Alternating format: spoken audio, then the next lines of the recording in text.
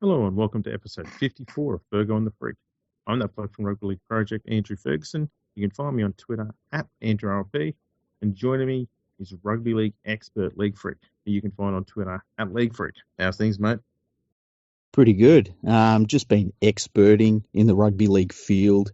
You know how it is. You're another expert. I mean, you just every day you wake up, you're an expert. You eat breakfast, you're an expert. You have lunch, you're an expert. That's how it is. Expert in my sleep. Yeah, yeah. I even experting when I'm on the toilet. I come up with great expert ideas and think, I've got to do stats on that. Oh, really? It just doesn't stop. The experting just continues non-stop. See, I leave all of the rugby league thinking while on the toilet to people like Matthew Elliott. Well, he's a different type of expert. He came up with heaps of our game plans while he was on the toilet, I swear. I think it was more the contemplation of it when he was looking at his remains afterwards. Oh, jeez. This went downhill so quickly. Just turn around, have a quick look and go, yeah, that. Let's do that. Flush. And a kick, yeah. Hey, this team's still doing it today. He's a revolutionary. He really is.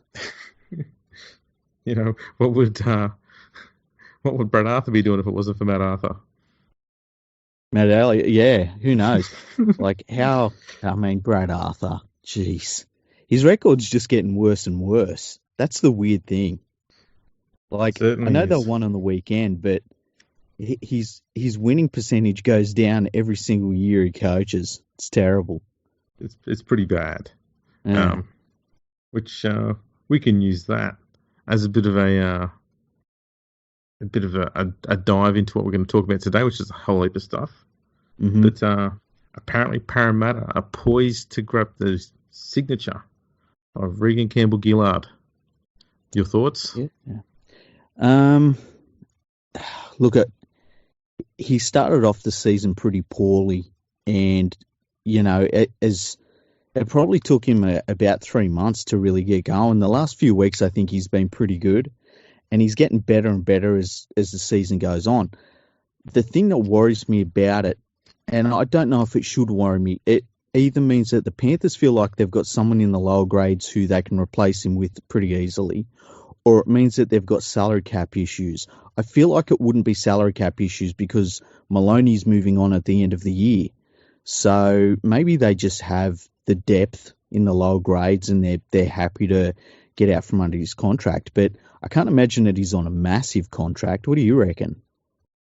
I don't know. Maybe it's just because they think it's, he's 4 years away from hitting his peak. Why carry him for all that time? Yeah. Get him back in 4 years' time. Just bring him back. That's what we like to do at Penrith. We let you go away and then we bring you back right at the end of your career. It's fantastic. Look, I don't know what they're thinking. Let's be honest. If they've got a prop forward they need to get rid of who's on big coin, his name is Tamo. And Tamo's been playing really well of late, but he's overpriced and they should have moved him on probably about 5 minutes after they thought about signing him. Yeah, and it's weird. I mean, Campbell-Gillard, he's got a long way to go on his contract. And Penrith, if Penrith can't carry him for the next number of seasons while he's playing somewhere else. But yeah, it's a weird one.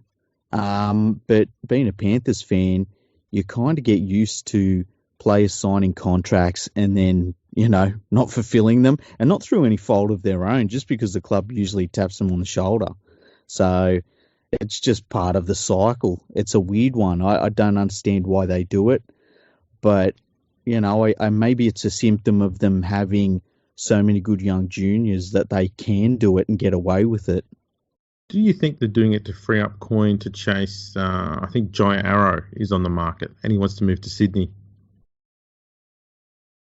Look, it's been rumoured that Maloney was on like about 700,000. Yeah, at least. I wonder, and look, this is wishful thinking more than anything. I wonder if they're trying to build up a bit of a war chest for when someone like Ponga comes onto the market to throw a ridiculous amount of money at him. It's probably unlikely because with their junior base, they don't really have to do something like that. But who knows with Penrith? I mean, they might sign Arrow for next season, and this time next year, they're telling him to go and find a new club. Like, that's how it works at Penrith. It's very strange. Could they then be chasing Semi Radradra? You know what? I thought about that. The papers were saying that Radradra wanted about $1 million a year, and no winger is worth that. They're just not. But if you've got the money to spend, and I mean, Penrith are lucky that they bring in these youngsters. I mean, there's got to be a handful of youngsters in their team that are still on their base contracts. If you've got the money to spend and you feel like you can maybe burn a season while the Eels maybe clear out some cap space for the following year or something, why not spend the money? You know, why not hand it to somebody that might be able to, you know, ignite something in your club, and you might end up being able to hold on to him. You never know, but I would kind of like the Panthers to splash out on someone like that, like a proper superstar. But I would probably, my target would be Ponga. My target, if I was the Panthers, I would clear the decks for him, but I would only do it if he gave some sort of indication that he wanted to come to the foot of the mountains and play outside of Cleary. Because, I mean, him and Cleary would be just absolutely ridiculous as a halves pairing, even if you put Ponga at the back. But listen to me, I'm like doing fantasy football stuff here. That's what I dream about at night. I'll put another idea to you then. Yeah. Could they be going after Moses and Bai? Well, look, I don't think they can clear that much space. They're only getting rid of an origin half, you know. Touche.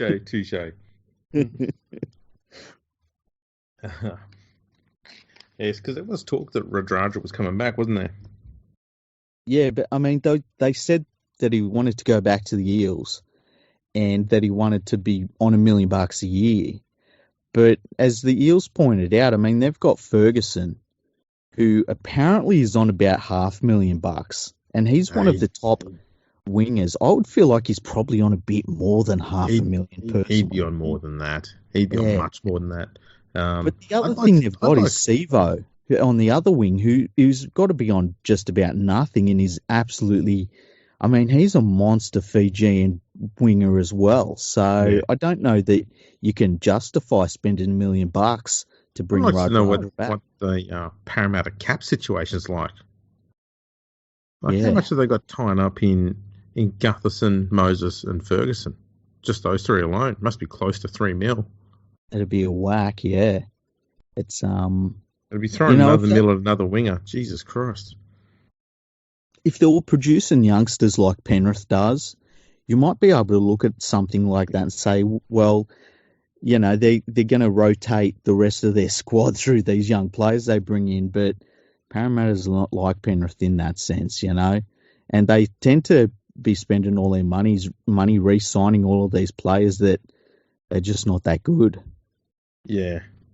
One player they didn't re-sign was Bevan French. He's chose to go to Wigan alongside George Burgess. Yeah, two pretty good signings for Wigan, hey? I mean, Burgess will be a very good forward over there, and French is he's a try scorer. He can sniff out a try, and those sorts of players are pretty rare. So I think that he's going to be a really good signing. I would have him in the centres. We talked a little bit about this during our live broadcast on during the Challenge Cup semi-finals on the weekend. But yeah, I would play him in the centres and see how we went there, because if he finds his feet over there, he could absolutely tear Super League apart. I reckon he'd make a pretty good fullback over there, because I just think that all that speed he's got, I'd like to see him roving around the middle of the field. He's going to be the fastest player over there, without a doubt. And definitely. He's going to be, for any Wigan fans who might be listening, he's a similar sort of mould as Ben Barber. Not the same level of quality, but similar mould of player. Very fast, can chime in the back line. Doesn't have a great passing game yet like Barber had. But definitely becomes a good link player in the back line, and god damn, he's quick. Yeah, and he can make something out of nothing with his speed. And I'm actually surprised that no other NRL clubs wanted him, to be honest. I don't know whether his contract was a bit weird or he's on too much money or something, but I really did think that not only that he would end up back in the Eels side, but I thought that other NRL clubs would be chasing him. It's kind of a weird thing. Yeah, I thought the Tigers would get him. Yeah. I lie. I don't know. He's a bit too good. Awful lot of Super League talking here. James Maloney is going to the Catalan Dragons next year. That's a pretty damn good signing, that is, yeah. Yeah, and I always say, like, these quality NRL players, they should just go to the south of France, play for the Dragons. It's a nice lifestyle. It's a pretty good club. There's a lot of former NRL players at the club. They're a pretty good club in their own right. So I think it's a perfect place for him. And as a Panthers fan, I'm sad to see him go. I think he had a couple more years in the NRL in him. I mean, he's a state of origin player, and he's a proven winner, you know. But yeah, at the same time, it's like I'm kind of happy for him as well, to be honest. Do you reckon his partnership with Sam Tompkins is going to be the best of his career? Well, you know, to play alongside Tompkins is going to be it's another step up for Maloney. I mean, it's like all of the great players he's played alongside, Tompkins has got to be in the top 300 or 400. He's definitely got to be one of them. You know what's surprising is Tompkins never won the Golden Boot. I tell you what, they tried. There was a push there for a while where they were trying, but they just couldn't get him over the line, unfortunately. Yeah, there was all those Melbourne Storm players in there. Yeah. Now, the last bit to do with the Super League is current St Helens coach Justin Holbrook is set to be named as the new Gold Coast Titans coach. Yeah, look, when this was first tossed up, I absolutely rubbished it. I said, well, there's no way it's going to happen. There's no way NRL clubs would be looking at him. He should stay in St Helens, and I was completely wrong. We both said it. And I'd received a fair bit of mail suggesting he was going to go to the Bulldogs. Mm-hmm. Don't know why the Bulldogs want to get rid of Dean Pay, but that was the word going around. He was going to Sydney, not to Gold Coast. And you were saying before that it looks to be an incentive-based contract. Yeah, I was reading on the NRL website. It's kind of weird that it comes out in the NRL website that they didn't want to offer him a 3-year deal, that it would be a year-by-year deal, which to me is just a disaster for Holbrook. You know, it just shows that the club doesn't see him as a long-term coach, and they might see him as a stopgap measure between, you know, the coach that they really maybe want and him. It just is. I don't know why he would leave St Helens. He could coach at St Helens for the next 10 years and win, like, conservatively 6 Super League titles at a canter. I don't know why he'd leave St Helens for the situation on the Gold Coast. I also read that the possible assistant coaches that he was going to take to the Gold Coast with him were David Ferner and Tony Iro. And it just sounds like the B team of coaching lineups, you know. It just doesn't sound good. I've got a bit of an idea. I'm going to throw it to you here. Do you think Trent Barrett could have coached St Helens this year and given them the same amount of success as they've had, or a similar level? Wow, that's a really good question. I think going by what we've seen at Manly with that Des Hasler, whose coaching career was over, and he took over from Barrett, he maybe had less of a side than Barrett, and the turnaround has been a complete 180 from where Barrett had them. I tend to think that Trent Barrett might have absolutely no coaching ability whatsoever. Like, he might be worse than Matthew Elliott. And for me to say that, that's something. That's pretty harsh. Because I was going to make the point that I think the St. Helens side that's over there at the moment is streets ahead of the competition, that you could have put any person in there to coach them and they'd still be at the top of the ladder this year. And my reason for saying that is Justin Holbrook a good coach, or is he just a bloke who got lucky with a good squad? Well, they had Kieran Cunningham in there, and he was terrible. I mean, under Cunningham, they were terrible. And the fans, I mean, the St. Helens fans absolutely love KC. He's their favourite, player with a solid, E cup. But I had to, sorry. I know, and I was waiting for it, but I still couldn't prepare myself to stop laughing. But so I don't think anybody could coach them, but it's weird. I feel like at St. Helens there are certain sorts of coaches that they like to get in there. And I mean, I feel as though the no-nonsense coaches, the straight-talking coaches, they really seem to respond to them a little bit.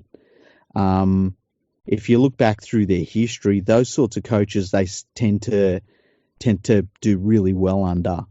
So I don't know that anybody could coach St. Helens I think anybody. I think a broom in a bucket of sand could coach them to the finals. But to get that extra little last bit out of them, I don't know that just anyone could coach them. Well, yeah, that's kind of my point. So I'm wondering if Gold Coast think that they've signed, they may have convinced themselves they've signed an absolute world-class coach when they may have just signed a coach who was just in a good club, and it's made the team's made him look better than he is. We don't really know what he's like as a coach yet, because that was his first season, wasn't it, or second season? Second season. I think it's his second, yeah. Well, I mean, how many coaches in the Super League era in England, how many coaches have we seen come back and be any good? Like Robinson has been. Maguire was, but that was always him going over for a season or two and coming straight back. Like, that was a bit of a different situation. It wasn't like he went over there to get his first coaching job. He kind of went over there to kill time until he got the job he wanted. But outside of Robinson, I can't really think of another coach that legitimately went to Super League to get their first coaching gig and was even half decent. Can you? Royce Simmons? Royce was a former Panthers coach, man. Yeah, but he came back after being at Saints. He came back to the West Tigers. No, he went back to Penrith into their what was it, marketing team? Brilliant marketing. Marketing, yeah.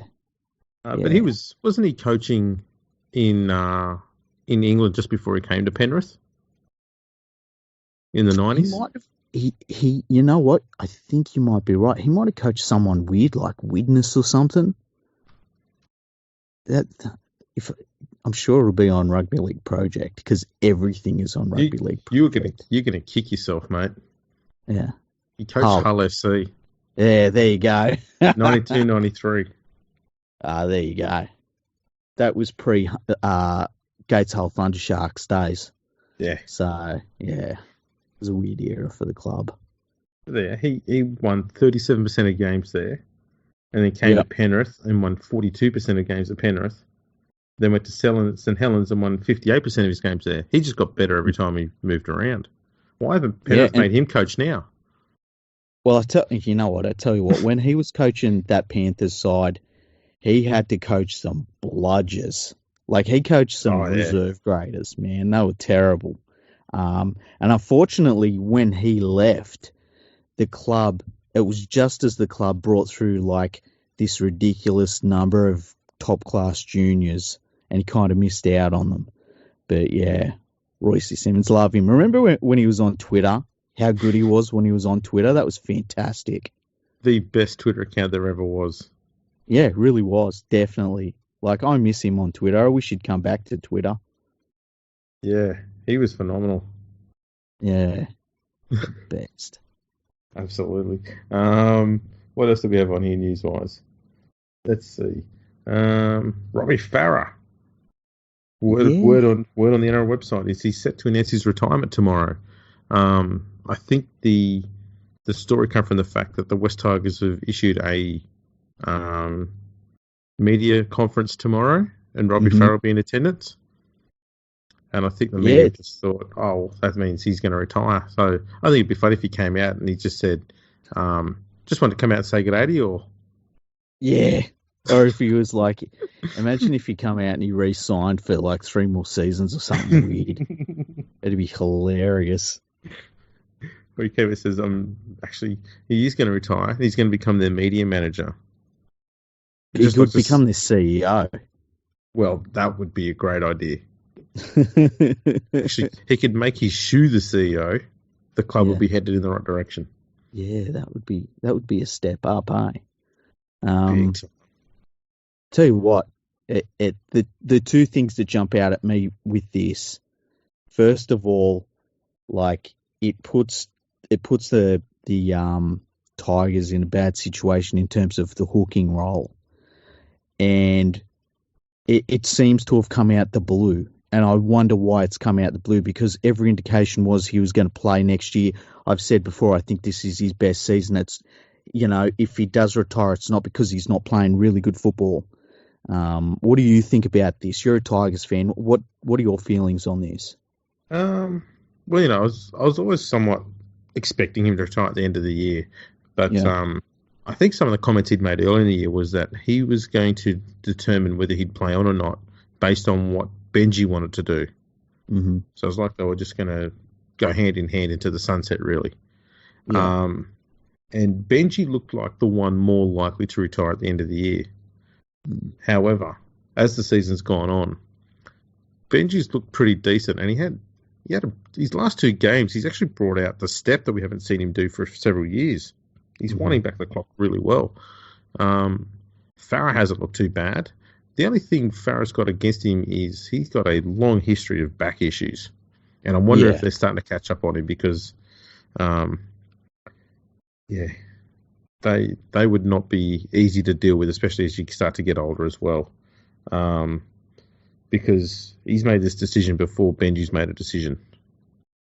The problem the Tigers have got with it too is his replacement is Jacob Little, who, we've said it before, has bootloads of potential, but he can't do. He just keeps failing to do the 1%ers correctly, and he's not ready to be an 80-minute hooker yet. Not even close to ready. And I don't know if the Tigers have got any other options at the club. And given that Farah's on a pretty small contract, they're not exactly going to have a ton of money to go to the market and find an adequate replacement either. Yeah, and with Little, I mean, and I've said this before, you can wait for somebody to kind of get it. You can wait for them to improve in something, but at some point, you are who you are as a player, and that worries me about him. Look, if Benji does decide to retire as well, and they're already trying to move off Reynolds, it could be a really tough year next year for the Tigers. And there's not a huge amount. You take Farah and Benji out of that side, there's not a huge amount that you can look up as an upside for the club. No, they're very short on strike with those 2 gone. And the problem they got too is they've got a whole heap of money tied up in players who aren't in first grade. You got Chris McQueen, Ben Madalino, Russell Packer, Josh Reynolds. They're all either injured or playing reserve grade. And then you got Moses on buy on reportedly close to $1 million a year. That's a ton of money that's not doing anything in the NRL. And that's money that could be used to get yourself a starting fullback, a starting 5'8", and a starting hooker, which is something they desperately need. So I don't know. They've got to find a way through that, because otherwise they're not going to have the cap space to buy anyone of note to fill in the most vital spots on the field. Yeah, and you know what? Thinking about all of that, and if they manage to clear all of those players out, and that would be incredible if they could. If they can clear out, I mean, I think they're stuck with Mbai. I can't imagine that anyone else is going to pick up his salary. But if they can clear out all of those other players and they lose Marshall and they lose Farah, that is going to be a massive amount of money that they can at least spend to bolster the team. at that point, I sit down with Maguire and I say, look, we'd like to extend your contract another 2 seasons. Like, this is a long job, and we want you to know that you've got absolute job security, because he's the man to get the club back to where they need to be. But he needs to be given all of the time that he needs, and he needs to not be worrying about his job whatsoever, because that's right. Either way, they're not gonna have a great season next year anyway. Even if Benji stays on, it's not going to be a great year anyway. And Maguire needs to be coaching that club for like 5, 6, maybe even 7 years from now, because they need somebody to put that club back together, and somebody that's going to be there for longer than 18 months would just be nice. Yeah, it would be nice, and being able to have a coach there. I mean, they kind of come full circle. They're back to about 2004 again when they first signed Tim Sheens. That's kind of where they're at, but the situation's worse. Yeah, it's ridiculous that they've gone this whole cycle and achieved 3 finals appearances and 1 fluky premiership. That's just pitiful. So yeah, they need to stick with Maguire and give him everything they can. They also need to stop rehiring former employees. I don't care what job they had. It didn't work in the past. Don't bring them back, because it's not going to work again. You know what results you're going to get. Stop doing it. Yeah, try something different. Exactly. You can't hire all the same people and wonder why you keep getting the same results. Exactly. That's why we're experts, eh? That is exactly why we're experts. Now, I've got a story here which has come out of the Daily Telegraph. Yes. And it's not smutty, smeary horseshit. It's actually interesting news. Oh. The NRL is set to introduce Hawkeye technology as soon as next year to help the bunker determine offside play. However, it is also hoped that it could be used to adjudicate on whether a ball was passed backwards or not as well in time for the 2021 season. I feel like this is overdue, and I don't know that Hawkeye... Look, I feel like Hawkeye is probably some, intellectual property of Channel 9 or something. You know what I mean?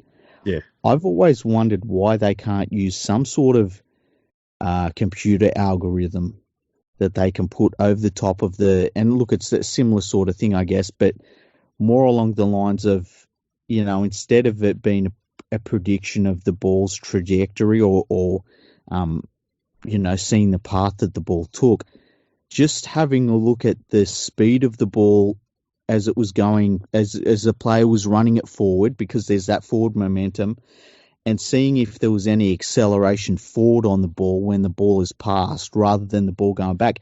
I think it's a good idea, but I also, part of me feels as though it could be a problem. I don't mind when referees make mistakes. I don't mind when there's mistakes. I feel as though for the most part, and Warriors fans will be really pissed off about that, when I say this, is that I think that most mistakes even out over the course of a year. They definitely do. And yeah, I feel as though they do. And it may not be over the course of a year. You might end up with 1 year where you seem to get dudded all the time, but it's only going to be a year or two later and all the calls go your way. Everything works around, swings and roundabouts. It all works out in the end. My problem with the bunker, and it's the only grief I have with it, is the only thing it can adjudicate on is forward passes. Like, it's the only thing that's sacrosanct. Everything else they can make comment on, but for some reason forward passes is not allowed. And it just baffles me that you can use technology to try and improve results, but you actually also have to force that technology to accept a mistake. That just seems stupid to me. Yeah, I get that. So I'd just say if the bunker finds a forward pass and it's a clear forward pass that the ref has missed, they're referees, they're humans, they're going to miss them. Then why not let the bunker adjudicate on it? That's all. And that would probably save a lot of this drama we've got going on anyway. Hawkeye for offside, I don't even know if that's necessary, because I don't think there's been any issue with the current bunker system of determining whether players are offside or not. I think they've been doing a bloody good job when it comes to offside. So do I. I mean, they catch one sometimes that I know I don't see in real time. Yeah. I there's things I see the referees picking up, which it shocks me that they have such a game awareness. The things that they're watching for and the things that they pick up, I think is absolutely incredible, and I don't think gets enough praise from people. I worry that we're going to be using the technology too much. I would much rather just scale it right back, and you live with the mistakes, and your team is either good enough to overcome those mistakes or it's not. Yeah, people won't accept that though. Yeah, that's true. You're 100% correct.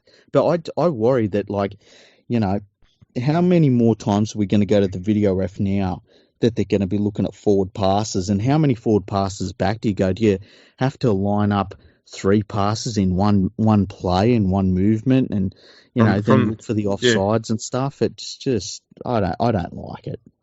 If need be, I'd probably say from the play the ball if they need to, but the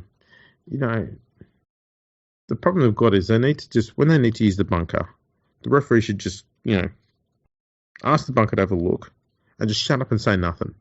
Yeah. And if the bunker can't determine whether it's a try or not, go back to the ref and say, you tell me what you think, and you make the decision. That way the ref still has the power. He still has the authority. He's got the final say if the bunker can't figure it out. Mm-hmm. And I think that's a fair system. That's the first system. I've always liked it. It always made sense. The current system's just stupid because you could have 2 identical tries scored, and the referee could send one up no try and the other one up try, and the bunker's going to agree on both occasions. And that's just stupid. That's not sensible. Oh, we can't see, so we're going to have to say it's a try, or we can't see, we have to say it's no try and agree with you. And just let the bunker look at it, and if they can't determine, then give it back to the ref. And if he wants to call it try or no try, then it's fair enough, go from there.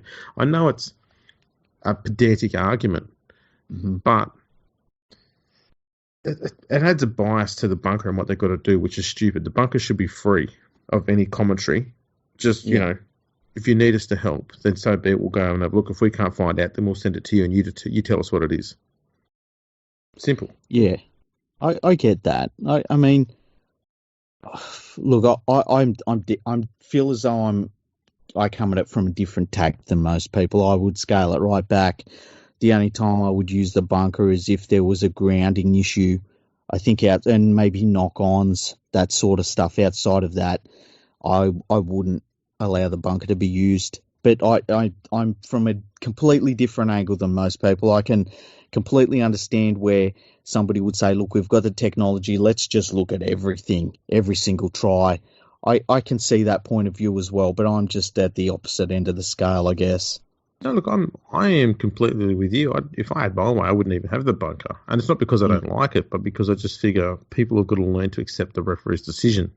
That's more my angle where I come from. But the problem we're going to have is if you don't have it there, if it's not being used as much as possible. I mean, look, essentially you're fucked either way with the bunker, okay? If you use it and it gets used to its full capacity to get, and it's used to get 99% of the decisions correct, but it takes 2 minutes to get to that decision, people will whinge it'll take too long. And so if they cut corners so each decision has to be made within 30 seconds, but it means only 50% are right, people will then whinge that they don't get it right often enough. You're not going to please everyone with it. Everyone bitches about it all the time because essentially that's what they're trained to do by the media, is just to bitch about everything. Find something that you can never be satisfied on and whinge either way. Yeah, and I feel as though over the last month, the media has needed a new story, and so they've been pushing on the referees a little bit. And I think that, at the start of the year, and we've talked about this before, the NRL was really solid. They got behind the referees. They backed their judgment. And I think that that's crumbled a little bit in the last couple of weeks. And I think that we've started to see the effect that it has on referees as well. Because as soon as their bosses start second-guessing their judgment, the referees are going to second-guess their own judgment. It's just natural. And the thing about the bunker, too, is that people call it technology. Oh, the technology, we need the technology. The technology is only as good as the people that are using it, Exactly. And humans make mistakes. The players make mistakes every single game. They miss tackles, they knock on, they do forward passes. They're the reason why we need to go back and look at all of this stuff. And I just don't like it when, a team can miss a bunch of tackles and they can knock the ball on and they can make stupid decisions, but then they blame their losses on, a forward pass that was missed. That shit pisses me right off, because there are some really crappy teams that they whinge about the referees over and over again, or they whinge about the best teams in the competition get the rub of the green. It's like, if you're good enough, you overcome everything. You overcome the conditions, you overcome the opposition, you overcome opposition coaching, you overcome your own injuries, you overcome your own shortcomings in different areas, and you win the game anyway. And I think that all of this focus on referees, that's what losers do. Exactly. Because if you can't accept the fact that you weren't good enough on the day, and you've got to go and blame someone else for your own misery and own shortcomings, you're a failure as a human. 100%. Own up to your faults and accept them and move on. Stop trying to find someone to blame all the time. Be adults, for fuck's sake. Yeah. Apart from on the weekend, because the referees fucked us against Canberra. Just absolutely robbed us of victory. Again. I had to. You had to. It was perfectly set up for it. Yeah. So we're going to have a look at at this article that comes up every week on the Daily Telegraph. Mm-hmm. It's the Saints, Sinners, and Shush. Okay. Now, the Saints has never anything to do with rugby league, so we'll ignore that. It's not about cycling or some shit. And the Sinner is something about swimming. Who cares? Yeah. It's nice that two sports full of drug users are the Saints and the Sinners. But anyway, let's move on. Yeah.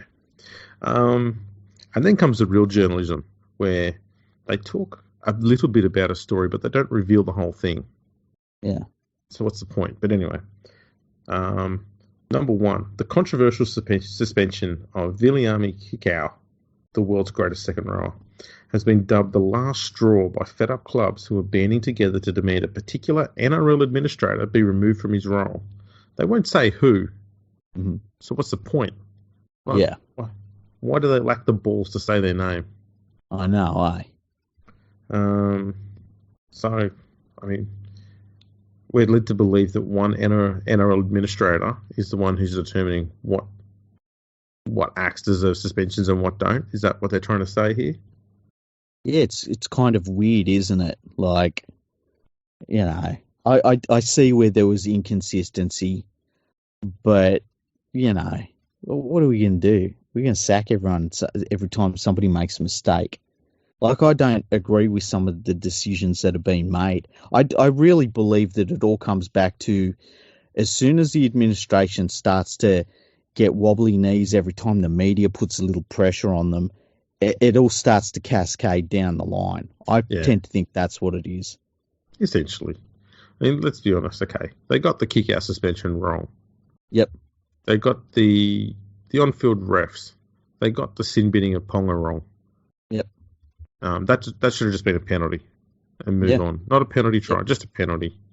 So yeah, but we're talking about 2 or 3 mistakes. I mean, they're humans, for fuck's sake. Mm. Number 2, poorly worded sentence. So see if you can figure it out. Officials in the English Super League, remember, officials, okay, in the English Super League are openly discussing how one UK player on the verge of joining the NRL would prove to be a complete flop. Why would officials be discussing that? Yeah, like, what? Why would you even print that? That's just tossing it up. That's like some guy said another guy wasn't going to go well. Okay. But who cares? Yeah. What happens if that player goes great? Yeah. What was the point of that? Official? Is there any official in Super League? Even just one single official in Super League? Get back to us. Yeah. Is there anyone there? Yeah. Anybody home? But is there a single one of them that you would take advice from? I don't know. Who's there? I'm pretty sure I saw Mr. T at a press conference. He had his bling, stuff like that. I thought Principal Skinner was there. Yep. Mayor Quimby, because I remember seeing the jewellery. I think that's who you were referring to. I think Mr. T had a bit more integrity. Yeah, I think he did, He actually pitied the fool. He did. Before saying he was not going to get on a plane. Mm. Yeah, that's pretty much Damn, all the gags we got you there. know what? That A-League, A-League, that A-Team remake, have you ever seen it? No. It's pretty good. I really enjoyed it. Yeah, I wasn't going there. Which New South Wales Origin player is close to being dropped from the NRL due to his form? Cody Walker? Well, you know what? He must have been close, but he actually turned up last weekend, which was really nice to see. Like, That's he looked true. like himself again. Who Outside do you of reckon it that, would be? trying to think, no one stands out for me, hey? See if we can find out who it is. We'll go through the list. Yeah. Josh Adokar. No. No. Nathan Cleary. No. Damien Cook. No. Cordner. No. Kotrick. Well, he's injured. Yeah. Angus Crichton. Mm, You might be close. yeah, maybe. Blake Ferguson. No, injured. Dale Finnegan. No, he's always solid. Tyson Frizzell. No, legend. Wade Graham. Injured. Payne Haas. Been playing like a beast the last few weeks. Yeah. Clemmer. No. Maloney. No chance. Latrell Mitchell. Nah, definitely not. No. Josh Morris. He's been looking pretty good too. Yeah, he's playing well. Cameron Murray. No. Mitchell Pearce. No. Daniel Saifidi. Mm, Probably deserved to be on the bench his whole career anyway. yeah. Harsh. Tarek Sims. Definitely not. Tedesco. No. The Trebojeviches. No. Paul Vaughan. No. And Cody Walker and Jack Whiten. No. So Angus Crichton it is then. Yep. Poor Angus. Well, there you go. We answered that problem for you people. Yeah, we get to the bottom of this stuff. Yeah, we don't sit there and piss fart around. We name names. Fuck yeah. Well, I try to name names. I normally forget them all. The intent is there. That's the main thing. Yeah. I try. Now, there's also got some spotted. Mm-hmm. Out and about spotted. These are always the best ones. Yeah, so here we go. See if you can make up something really interesting about these ones. Jarrett Hayne taking selfies with any kid who asked at Club Umina on Wednesday night. Oh, isn't he just... You know what? He's a redemption story just waiting to happen. Really? I was wondering if he was doing this just because he was fishing for MILFs. Possibly. Lunch. Football CEO and keen surfer David Gallop looking stoked in quotation marks while sharing green room quotation marks stories with Surfing New South Wales CEO Luke Madden at the 1 year to Tokyo 2020 Olympics launch at the Qantas head office on Wednesday. Wow, that's really detailed. Yeah. It's like there's a lot of detail in that one. I'm pretty impressed by that one. They heard 3 words. Yeah. That's more than spotted. Okay. Roosters superstar Latrell Mitchell deep in conversation with his agent Wade Rushton at New Heights Cafe in Erina on Tuesday. OMG. You know what that means, don't you? Oh. That means that's all I've got. The Roosters are moving to the Central Coast. Yeah, Roosters moving to the Central Coast. Latrell's going to South Sydney, and the grand final is moving to Suncorp Stadium because Allianz is not going to be open. There we go. Manly prop Lloyd Perrott meeting a rival Sydney club in need of some extra starch on Monday. You know, I was just wondering today, what was Lloyd Perrott up to? He was getting starchy. I'm wondering if he had a couple of bags of potatoes on him. Possibly. Maybe he was ironing shirts. Yeah. Wow. For like a job interview or something. That's a blockbuster, that one. That is. I thought the David Gallup one was good. That's pretty good too. Wow. I've got one to knock your socks off. Okay, I'm ready. New South Wales advisor Greg Alexander swinging golf clubs for the first time in 10 months at Monash Country Club on Thursday. Brandy had a round with Manly's Trebojevic brothers Tom and Jake, Roosters pair Victor Radley and James Tedesco, and Fox Sports duo Steve Menzies and Braithen Astor. That's pretty obvious. People. Yeah, that's pretty obvious that, Panthers clearing the decks, bring on the Trebojeviches, Tedesco. Radley. Radley. Bring in a Nasta as a coaching consultant. That'll be great. And Nasta will be in charge of buying the Gatorade. He doesn't. You know what? Maybe they're going to they're going to employ him as like an MC or something. Hey, that'd be fantastic. I've said it before. I don't want Braithen Astor sacked from the Fox Sports because he's their comedy talent. they just none of them know it, but he's all comedy. He's there for laughs.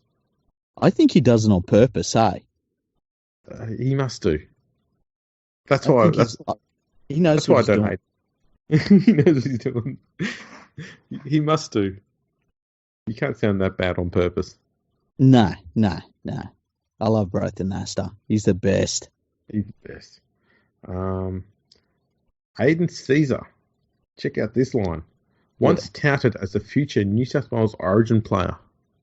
No. Who did that?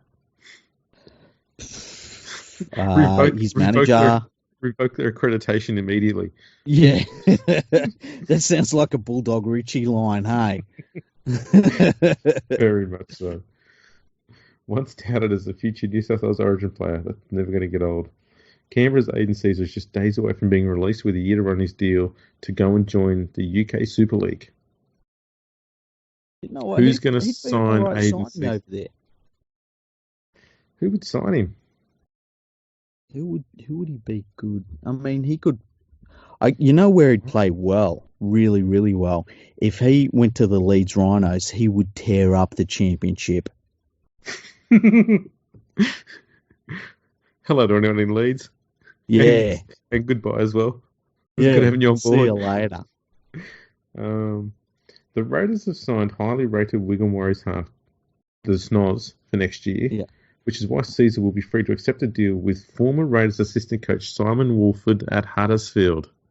Oh, the poor bastard. Another brilliant signing by Huddersfield. Yeah. Wow. I wonder how are they going under Wolford? Well, they're still in the top 8. Oh, but, that's something. There's not a huge amount of teams to compete with below that, though. Yeah, that's true.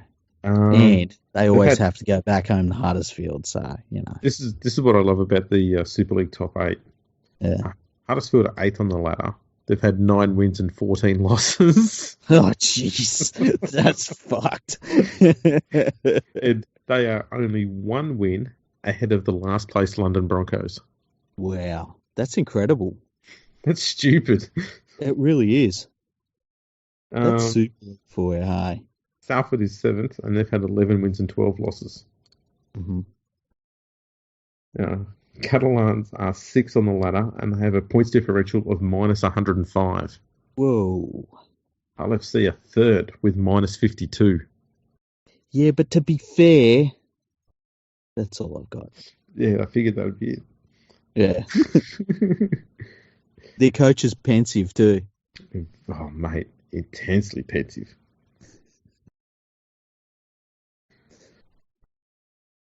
Okay, so they're talking here about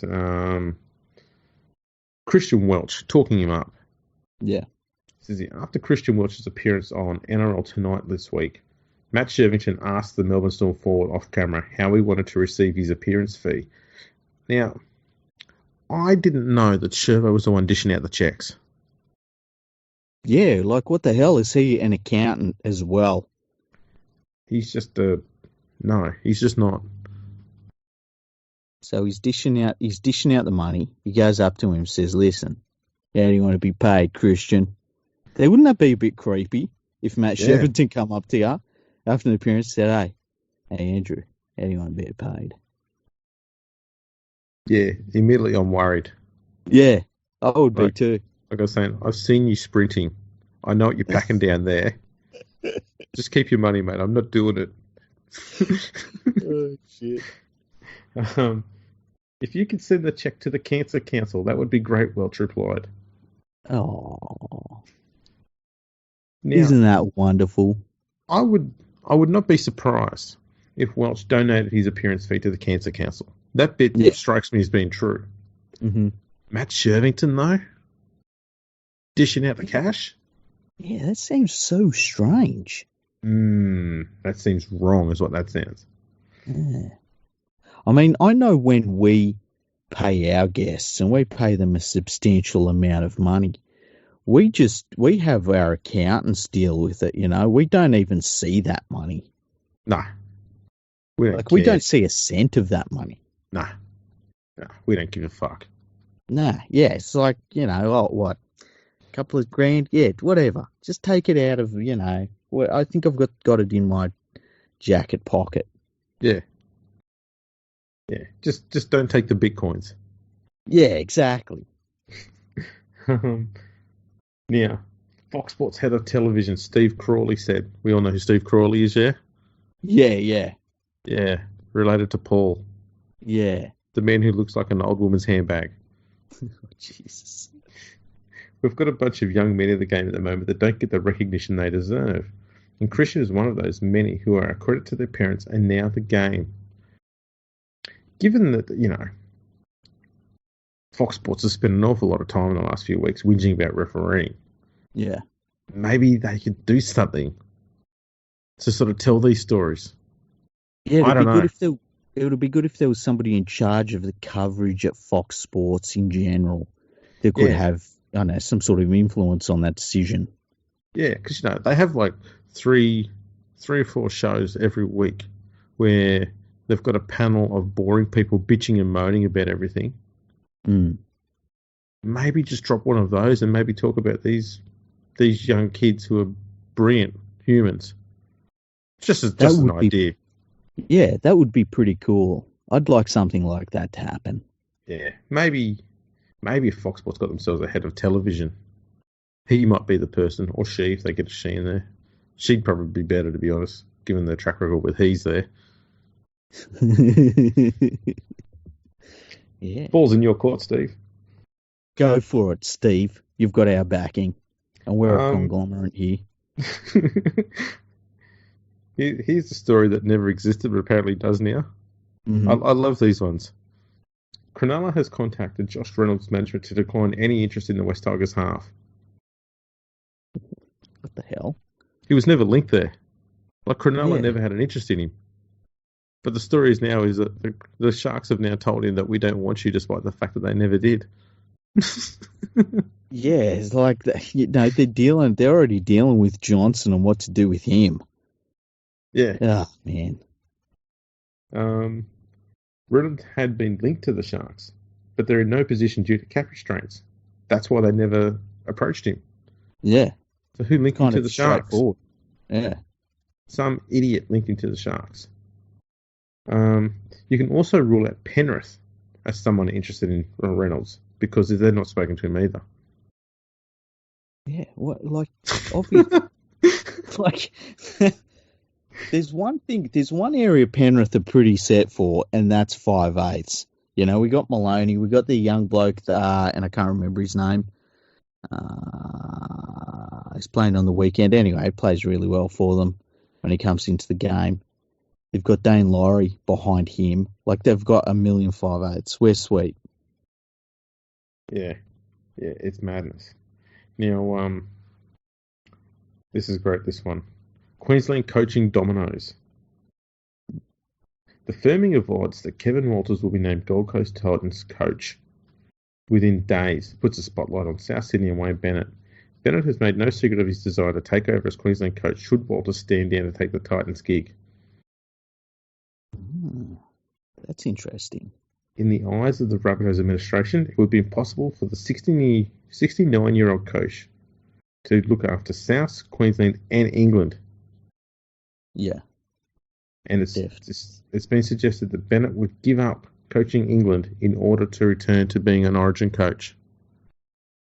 Bennett's decided that Queensland is more important to rugby league than England. I feel as though the most important thing to Wayne Bennett is always Wayne Bennett. Cash. And cash, Cash. And so, after Walters, who would you have as the Queensland coach? I don't know. Neither do I. Does it even matter? I often wonder if coaches at Origin level are even that big in a deal. You look at some of the coaches that they've had, and there's some of their records at club level. Mm-hmm. And some of them who haven't even had a club coaching career, like Laurie Daly. Mm. Yeah, he won an Origin series. Just how? No, I don't know that an Origin coach needs to be anyone brilliant. I mean, they could probably just make Gordon Tallis their coach. Well, that's the thing. I think that at that level, and even the Australian level, and with all due respect to Mal Meninga, I don't think anybody puts him on the same level as someone like Craig Bellamy, But at the same time, I think when you get someone like a Mal Meninga who can go into that dressing room, everyone knows he's been there and done that, and he does a job that you need to do for these players. You're not teaching them how to play football once you've got to that level, You're just giving them some basic tactics and I guess trying to get them to get the best out of themselves. And so, I don't think you need some sort of incredible tactician, but at the same time, I can't think of who would be next to coach Queensland after Walters. And that's the brilliant thing about the position that Walters is in, is that, he's made himself a commodity that the Titans obviously have been looking at some level. But at the same time, it means that he isn't 100% needing the Queensland job as well. And he's really made himself in demand in a funny way. And if you look at, he's lost 2 straight series now for Queensland. But at the same time, I can't think of anybody that's in a better position to take over Queensland than Kevin Walters. Yeah, I don't know. He said that he's committed to it all along. So it looks like the Titans have pretty much just said, "Oh, well, if you want to stay there, you can. We'll get someone else." Yeah. So I get that he was after security. Like, he didn't want to put in an application for that and turn down the Queensland gig only for the Titans to knock him down, then he'd be without a gig. Yeah. I understand the reason behind that, but sometimes you just got to throw your hat in the ring, mate. Yeah, You'll never get it if you never have a crack. And we've both said that that's not the job for Walters. No. That's a bad job for almost anybody that's out there. We talked about Jeff Tuvey and that. It's not a great job for them even. You know what I mean? But that's the thing. So, they need some hard-nosed bloke who's been around the bush, been around the block a few times as a coach to get in there and clean that joint up, because it needs a broom, a rake, a bloody fire hose, and God knows what else through that joint. Bleach. Because, someone's been up there with unvaccinated children. Well, it's it's the Gold Coast. You'll probably also want a shot of penicillin. Absolutely. And a very strong brush. Yeah. Maybe even some kerosene. Maybe. Yes, that's pretty much a wrap of all the big news that's going on there. Oh, excellent. We got through a lot then. We certainly have. Yeah. Now, I know you want to do some shout-outs for some podcasts. Yeah. That I saw you mentioning this on Twitter today. And so go ahead and give all of the shout-outs to all of these amazing podcasts that we were talking about earlier. Right, we've got a baker's dozen. Nice. Obviously, we start with a starting block. Oh, how good are they? You've got to get into people. Next is full credit to the boys. Who, I'm on there every week doing some stats. Last week I did one where I fucked up and got the wrong team, but that's me. Sports Rest Friends with Big T, Massive Tigers won pretty much. So that's always pretty good. Big T, he's a legend. Absolute sweetheart of a human, actually, to be honest. Yeah. Dead in Goal with James Smith interviewing a lot of past players, and that's with the Inside Sport magazine. Love James Smith. Brilliant. He's a brilliant interviewer too. He just sort of puts a question out there that's very open-ended and just lets them talk. Yeah. Just gets the interview. Brilliant stuff. And he's part of the Penrith Mafia. There's a lot of us out there. We're running shit. Massive ref basher too. Oh. You'll like that one. The legal counsel. I think it's two Kiwi blokes. One's usually overseas and one's in Melbourne, I think, or something like that. But all right. Yeah, they're pretty good. I don't think I've heard of. I haven't heard of their podcast before, and that's not to say that it's not good or anything. But I just haven't heard of that one before. I'll have to give that one a listen. Yeah, I listen to all of these, and that's not just me talking shit. And I've got like a ton of bloody podcasts. And I work till 3 a.m. or something pretty much every single night. So I just listen to tons and tons of podcasts all the time. Woody and Slugs. Yep. Love they're them. Very good.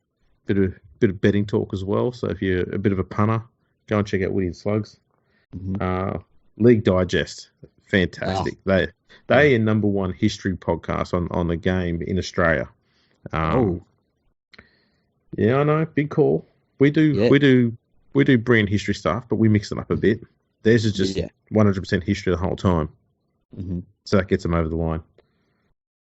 I've been a guest on there. Their worst performing episode, I'd imagine. Rugby Reloaded with Tony Collins. That is the peak history podcast, and they're little 10 to 12 minute episodes. So you can learn about everything, every really detailed minutiae of the game of rugby league, and all the way back to its roots. And can I just say, with Tony Collins, I remember years and years and years and years ago, I got in contact with him for some information, and I can't even remember what it was about, but it was very hard to find on the internet at the time, whatever it was. And he was so super helpful, and just a wonderful person. And I, go and listen to his podcast, because there are people that deserve support, and he's definitely one of them. He does some great stuff. Phenomenal. Unbelievable brain. And found out in my interview that I had with him on there that we both had exactly the same workplace injury for historians. And it came from using the microfiche, So he's got this thing, it's called a ganglion on his wrist. It's like a hard build-up of calcium in the joints in the back of your wrist, back of your hand. And he got it from using the microfiche at libraries. And when I did the interview with him, it was face-to-face video, so I was able to show to him that I had one as well on the back of my hand from exactly the same thing. Wow. So you can hear us have that conversation on there. He found that quite amazing. There you go. Workplace injuries as being a historian. That's what I do for you people. The voluntary tackle. Funny bastards. Chasing Kangaroos. Talking mostly about International Rugby League. Rugby League in America. That's a guy over there in America who talks pretty much how the game's progressing over there. Doing pretty well. The Howlin' Hour, which is about the Toronto Wolves. Yeah. And last but not least, the NRL CEO podcast. Huge fan of us, and we're huge fans of everything he's done. Been a big supporter of both of us over the years too. So definitely check him out if you're into fantasy rugby league. Yeah, and part of the Rugby League Podcasting Network.com. So that's another bonus. Absolutely. Yeah, I also made a tweet today, and I made this tweet. When was it? 1:30. Many hours ago, 10 hours ago. Yeah. And said, we'll record an episode of Ferg on the Freak in a few hours' time. Got a question about anything? Ask us. Want a shout out? Let us know. Want to give us praise? Go right ahead. We'll return serve. How many comments do you reckon I got? Thousands. Yeah, no. Damn it. So the first one comes from Arabella Zaccheto. Legend. She says she'd like to send some praise to League Freak for trying to curb his defamatory comments. We understand it's hard for him. Kudos also to me for trying to manage you as best as I can. Now, I'd like to say that I don't know that I've ever attempted to manage you whatsoever. If anything, you just stoke the flame sometimes. Yeah, and if anything, you're probably leading me a bit astray a little bit sometimes. Yeah, I do that. I've always done that, hey. I've been really good at that. It's like, I talk to somebody and then down the line they sort of think, what the fuck have I done to myself? I came to this podcast and I was like a serious historian and having decent chat, and now all of a sudden I'm fucking swearing every single episode and whinging about shit. Oh, man. But no, you've done well your defamatory comments. Yeah, I have. You were really restrained during the live gig for the Challenge Cup. Yeah, there was a couple of times there where I had to wind it back. There's been a few times. I reckon there's been 5 times where I have I've been ready to pull the trigger on some stuff and I've thought, no, do not say that because there is no coming back. Yes. Now, Richard Cranium, good friend of ours, he says he'd like to ask if you, League Freak, had a Porto for lunch, and what was more embarrassing and why? Great Britain losing to Parramatta in 1992 or England losing to Italy in 2013? Oh, that's a good question. Well, I didn't have a Porto for lunch. I had it for dinner. Even better. I got there's this deal where you get like a piece of chicken and chips and you get a burger, but I get the burger upsized to a triple. I can't remember what burger's in it, but I get a triple Bondi burger with barbecue sauce chucked in there, and it cost $18 all up once you get that up to that level, and it was good. It was really good. So I had that. As for which is the most embarrassing, man, I got to say, England went into that World Cup. They're full of confidence. They'd done their high altitude training, which didn't amount to anything because they did it at the wrong time, and they come back and they're like, we're ready to go, and then they lost to Italy. It was friggin' hilarious. So I'd have to say that's a more embarrassing loss, definitely. All right. Well, he's got another 2 questions. The next one is, where does Ellery Hanley rate? Now, for me, I rate him as one of the best modern-day players, and I talk modern day as in anything since 1980 when I was around. Mm-hmm. How do you rate him? He's definitely one of the better Pommy players that I've ever seen. The ones that have really been an issue for Australia that I've seen is him, Offia, and Bobby Goulding. They're the ones that stand out for me. That when you played them, they did what they wanted to do. So yeah, I rate him pretty highly. Yeah. All right, his last one it's a movie one. Is Bad Boy Bubby a rom-com? Now, is that the one where it's all first-person shooter? I have not seen Bad Boy Bubby for a long time, so I can't remember how it went, but I remember it was a bit sick. Okay, if it's the one I think it is, it's pretty full-on, it's pretty gory, but I've only seen it once, and I felt like it was a work of art just in the way that it was shot. I couldn't tell you what the plot was, but it was. If it's the movie I'm thinking of, it was very cool to see. So I would say, a rom-com, I feel like at the end of it. Well, I can give you the plot if you like, just quickly. Okay, go on. Okay. Bubby is a 35-year-old man who has never set foot outside his mother's dingy apartment in the back of a printing press in an industrial area of Adelaide. In addition to beating and sexually abusing him, she confides him to the apartment, telling him that the air outside is poisonous and telling him that he will die if he tries to leave. He eventually escapes, joins up with a rock band, and embarks on a confused but nihilistic journey of self-discovery and shocking mayhem. Yeah, I've never seen that movie. I'm thinking of a completely different movie. I was thinking of a completely different movie where, it was all shot in like first-person shooter mode. So yeah, I've never seen that movie. I'd say it's a rom-com. Okay, that's fair enough. I trust your judgment. It's a black comedy, incestuous rom-com. Oh Jesus! I don't think anyone's ever produced one like that before. No, probably not. And it seems like, judging by that, it's probably set in the right city. Absolutely, it is. Andy, he asked, how further up the table would Manly be if Mitchell Pearce had signed with the club instead of going to the Knights, and Supercoach Trent Barrett had stuck around? Presumably after getting the chairs he so desperately needed to turn us into an NRL powerhouse again. So I said, with Barrett as coach, they'd be around 12th. Yeah. Richard Cranium said, that high? Or did they just join Super League? They said, Titans, Dogs, Dragons, and Cowboys below them. Man, can you imagine DCE playing alongside Pearce? That'd be weird. It would be weird. It'd be horrible to watch too with Barrett as their coach.